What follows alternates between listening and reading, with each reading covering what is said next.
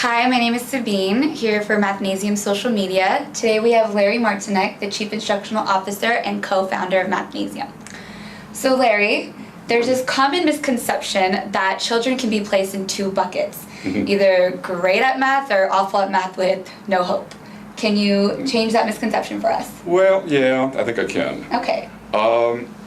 In talking actually doing teacher training and parent training over the years, I often ask the question, especially of teachers, how many stupid kids have you ever met?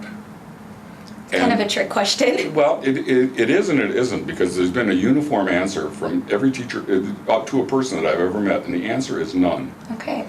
Now, that is not to say that they're not kids that have problems. I mean, kids bring all kinds of baggage to school with them, socioeconomic problems, family problems.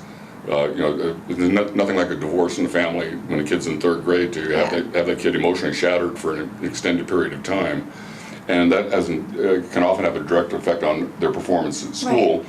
And as time goes on, because teachers are so harried in their responsibilities. I mean, a modern teacher has anywhere from 20 to 40 students. Right. And as much as they try to meet the needs of every individual student, they can't always. And some teachers write off some kids as just being, quote, stupid.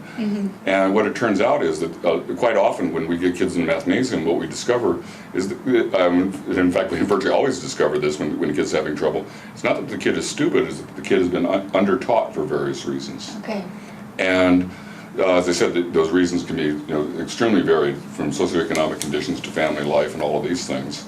But once we get past those issues and actually find out where the student's knowledge stops. I mean, sometimes we'll assess a 7th grader and they'll assess at the 4th grade level. Right. So instead of giving them 7th grade material, we start them where they really are, which is at 4th grade level, and all of a sudden they start skyrocketing. Okay. So that kid was not stupid. I mean, in fact, he was underperforming. But it wasn't due to stupidity, as people classically call it. It's kind of a catchphrase that people use, but don't really use it precisely. Okay. And as I say, when we take a kid who is significantly behind, 2, 3, 4 years behind grade level, which is not uncommon, unfortunately, and start them at their true level, we find out definitely this kid's not stupid, because in 6 months sometimes we can make up a year and a half of school deficiencies with respect to where they are with respect to grade level. And when we can do that, that should lay to rest the notion that the kid is stupid, because it's other conditions, and in our environment at Mathnasium we're able to neutralize some of those things and get down to the serious business of just working on the math. And by starting the kids at their true starting point, make all the difference in the world. Okay, that's great. Oftentimes, it's easy to blame the teacher, though. When you said some of our kids are under-taught, is that something we could blame the teachers? Well, when you say blame, this is this is an easy thing to say, but it's not a particularly meaningful expression. Okay. Again, the pressure the teachers are under.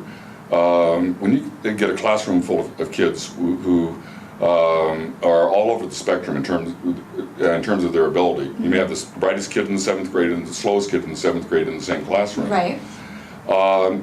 It's very difficult to meet the needs of all of those kids. I mean, virtually every teacher I know is knocking themselves out to do whatever they can to help kids. In our current climate of budget cuts. And class sizes going up, and the shortages of materials. I mean, every elementary school teacher will tell you how much money they spend out of pocket to fund activities for their classes, things like that. So when we say also the curriculum expectations that are placed on teachers are often unrealistic, because some teachers are required to only teach grade level material to kids who are 2 or 3 years behind. Okay. Well, that's an instant no-win scenario, because a 7th grader who doesn't understand 4th grade math is not going to understand 7th grade math, because they're missing the 5th and 6th, those components in between. And that problem right there is magnified a million times a day across not only the U.S. but literally around the world. Kids are, when I say they're undertaught, it's a function of the not the dysfunction of the teacher, but the dysfunction of the system itself. Okay. Okay. Well, thank you very much, Larry.